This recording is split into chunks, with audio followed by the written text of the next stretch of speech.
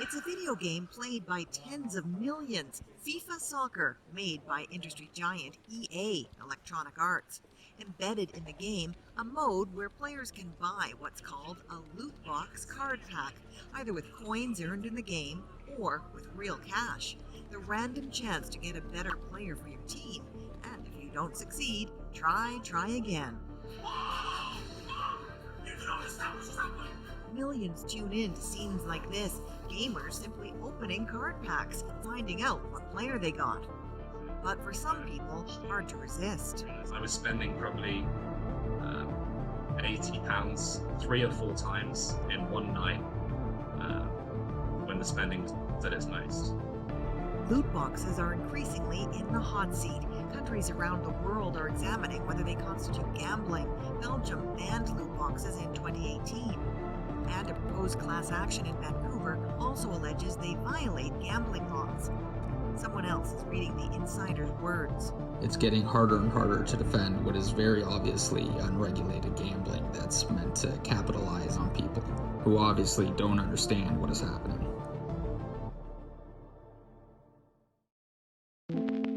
About 2 weeks ago, I've tweeted this, and this would be a great segue to tell you go follow me right there. Anyway, you can see from the statistic my viewers are on average, well, they are almost older than me. The reason I bring that up, in case you have found this video as a consequence to your subscription feed, likely you don't fit the category this video's title is addressing. If you are about 15 years old, meaning born at around 2009 or younger, you are very likely entering just about the worst time in history of video game industry. You know who I'm talking about. I respect you, but you are fucking losing respect when you do that shit, man. This is ridiculous. Another guy did the math. It'll take a free-to-play player 10 years. But Joe, that you pay money or you wait 10 years. Don't but Joe me right now, Joe. How much is this game? $110,000. How much is retail price? It's for free. It's for free. And you get 10 years worth of content, Joe? Oh, that shirt's ruined for sure. How come though? I mean, if I was 15 and somebody told me that today, I would laugh in their face for all of these reasons right here. And these are all great examples that should lead the industry by example, except they don't. They are an exception more than not. The culprit in gaming today is probably very obvious to most people of my age, but it is really the younger generations that will not catch up right away. Or worse, they won't even notice it or will straight up consider it standard they learn to accept. Microtransactions.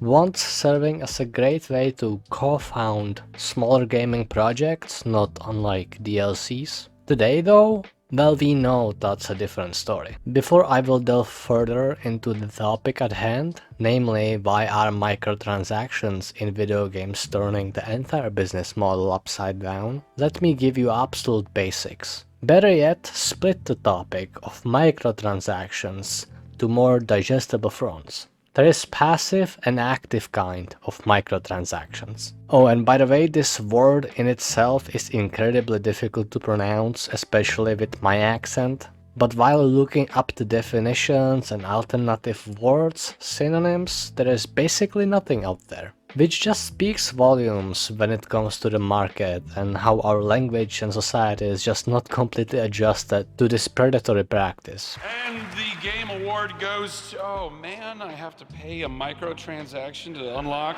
That's so stupid that this has to, hold on, I got this guys, here we go.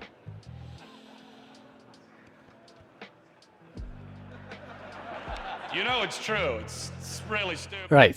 Two kinds of microtransactions. You know them both very well, but there is a bit of trouble with naming them, since most games use a whole number of different ways to sell you their digital items. The passive kind is relatively easy to imagine, and honestly I do believe most people are okay with this one. Even I surrender to its usage, but I will talk about it later. The Battle Pass. You see those in just every single multiplayer game, especially if it's a free-to-play kind.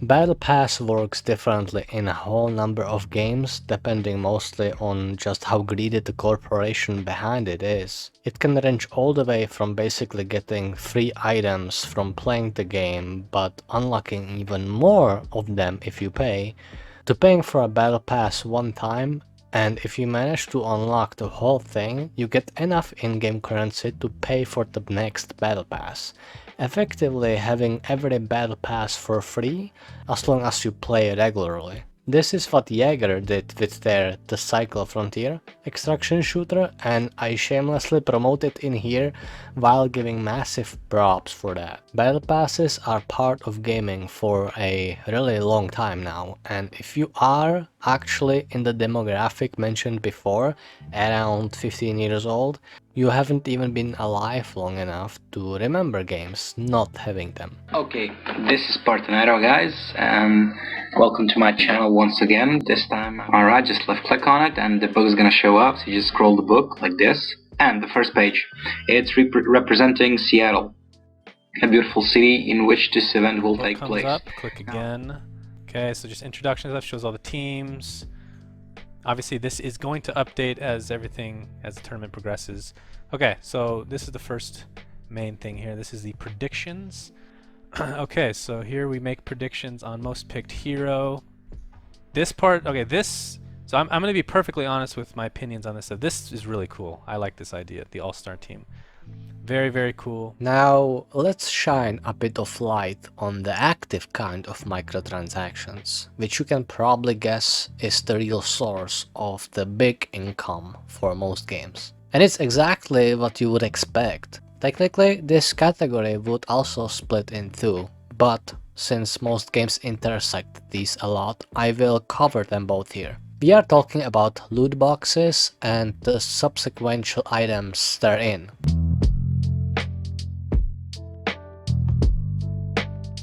Like the in-game currency.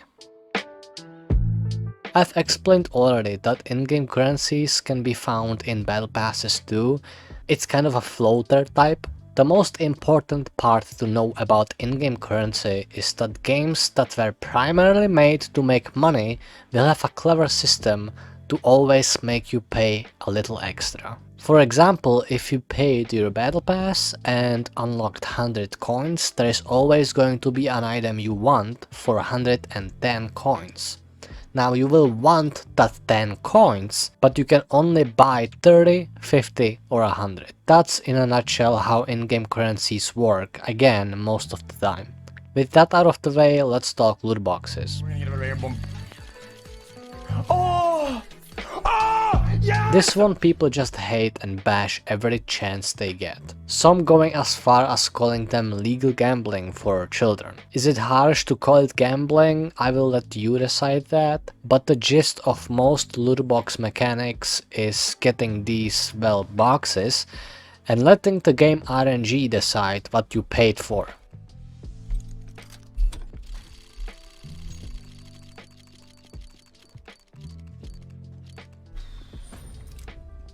That is fucking disgusting that the game would do that. Again, many games use many different ways of engagement, but bear in mind that these are always designed to not give you a good deal. If you get lucky, that's only to hook you up, and the same goes for a bad luck. Both active and passive microtransactions receive its share of criticism, yet gaming industry isn't even close to surrendering their hold over your pockets. And as I keep mentioning, the younger you are, the more susceptible you are to this practice, as well as you are more likely to just embrace it completely, which is the ultimate goal of these companies. The original idea isn't that easy to track down. There's a whole genre of games on handheld devices, that's boomer for phones by the way, that cannot even exist without some kind of extra pay, it seems. To this day, big dev companies keep pouring money into mobile game projects because they know even if a fraction of their fan base plays them, they make a bank on it. You guys not have phones? Yeah, you guys all have phones. There's two major game titles that have been more than successful in introducing and standardizing microtransactions as a baked-in part of the game itself. These titles are both massively successful, and while it would be less than fair to just assign blame on them, it's hard not to point fingers at them when it comes to examples. The first is Fortnite, which is a title that may have not invented Battle Pass as an idea, but definitely modernized it and proved it to be absolute no-brainer for the entire industry. And the second is League of Legends, which has made Jesus Christ. Which has made $1.8 billion last year. No, just last year. So you can see why most games will just include microtransactions, battle passes, loot boxes or coins in their menu no matter what. There is one interesting counter-argument coming from some people. The argument is that video games are increasingly more difficult to make. The process takes longer, requires more time and people, and marketing for video games has reached levels of Hollywood movies. Have you been working on your party? Yeah. Hey, your Merrill evolved. That's looking really good. I think we're ready. All right. Let's do it. And take that. Oh, whoa. I know. Meaning that the inclusion of microtransaction is justified and necessary. Again, I would leave it up to you to decide where the truth lies here, but I will mention that the recent updates to Unreal Engine 5, which is an open source engine, made creating games not only easy, but also makes the games look incredible. Today, it doesn't even take 5 people to create seemingly AAA looking video game. But it's also ready to use on any metahuman or any other rig that follows our new metahuman standard. Let's have a look at that.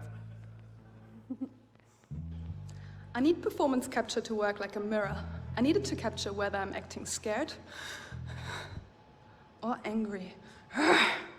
And sometimes, all I need is a look. So the scene take works even on stylized characters. So, what is wrong with microtransactions, or really any additional payments inside a video game? This issue in itself is also something you could split into two categories, which I'm not going to do this deep into the video, but for the sake of your own peace of mind, I will at least name them. Simply put, there is a debacle over games that are created and their profit margin specifically designed around microtransactions, the free-to-play games. Most of you who are here in your early teens will agree that free-to-play is a model created for you. And you would be right.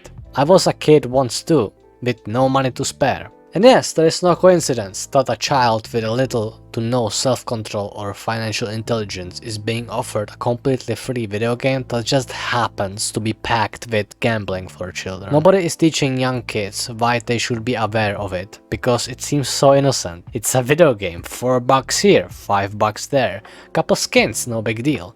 That's how gambling addiction works. Now, I'm not chastising anyone for buying things in free games or in paid games, far be it from me to lecture anyone on that, but it's something that you should be able to make informed decision about.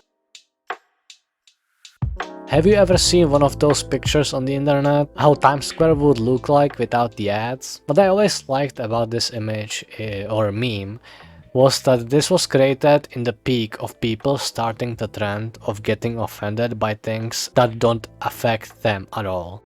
Did I just describe Twitter? My point is, while that picture is interesting, thought-provoking even, the better way to look at it for me is that until someone fired up Photoshop and pointed this out to everyone, nobody gave a shit. And that's the perfect metaphor for microtransactions in video games. It's not like they have put the advertising down from all the buildings when people actually noticed them. And the reason why games do what they do with their customers today isn't agreed on the side of developers, not even on the side of publishers. Once a game company is owned by shareholders and sponsors, these decisions are mandatory. Loot boxes worked great in Overwatch, let's put them in Battlefront 2. These battle passes are free money unless the people actually played the game like a lot, in which case our game just looks good in statistics.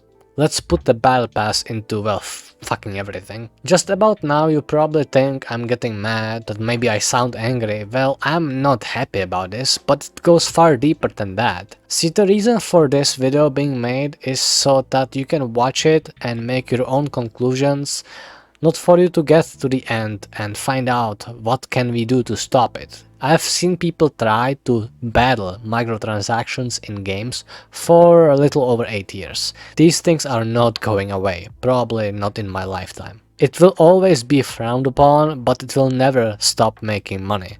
Question I ask myself sometimes is, where is the limit? Where could it stop? The next step is mandatory subscriptions, which actually did have one video game starting it. Then it withered and died and nobody ever succeeded with it again.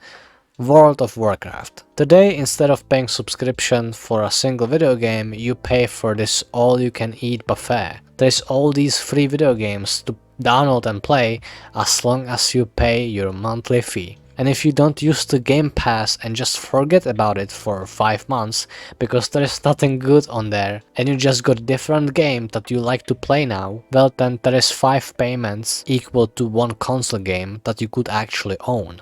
And it's these velvet shackles that big companies are so desperate to put on you or on us that I worry about. By the time you notice them, they can yank you down with them on the ground and there is nothing you can do about it. But that is a topic for another time. There's one last piece of the puzzle. I've been talking about an epidemic in the game industry.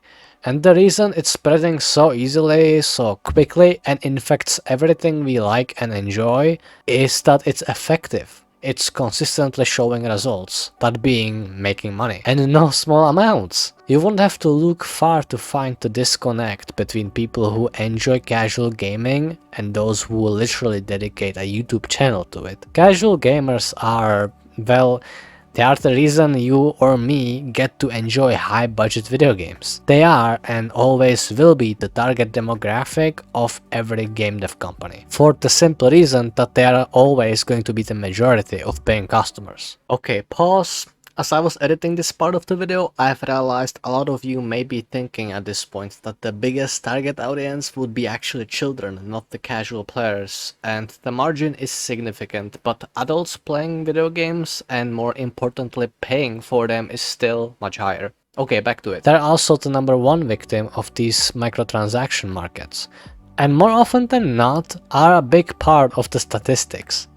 To put you in the picture, casual gamers, people who play a video game about 3 to 5 hours a week, are likely to buy at least one item about 70% of the time, or make at least one purchase in a video game of any kind. This number doesn't really tell you a story, but to put it simply, if a video game company can attract 1 million casual players or 10,000 dedicated gamers, they will always try to get the former. Casual players are a certain part of the problem, but they are not the problem themselves. They only really cause collateral damage that cannot be avoided, as it is with any and every industry. The other half of the problem on the side of customer are, as awkward as it sounds, influencers.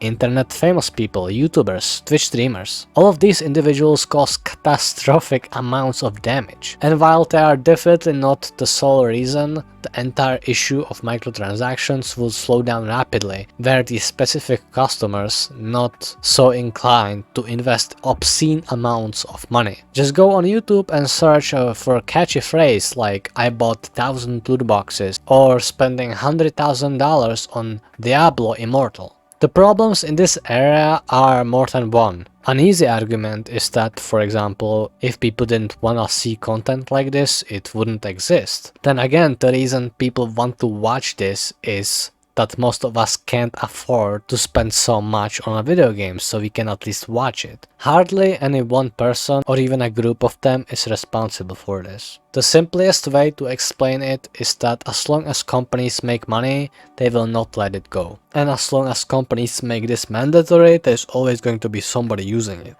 To completely boycott anything just doesn't work, not in the digital world. And as I suggest in here today, if you are about to enter the world of money, maybe getting a summer job or an allowance, you will be soon enough milked dry by this perpetual machine. There is no satisfactory ending to this topic, and nothing I can say will change anything. If there is anything at all to take away from this video, it's that the entire world, the gaming one and the one outside of it and around it, is going to try to raise you not knowing anything about finances. Your school will likely not try to bother teaching you important lessons about handling your money, and you will have to rely on yourself and your own knowledge.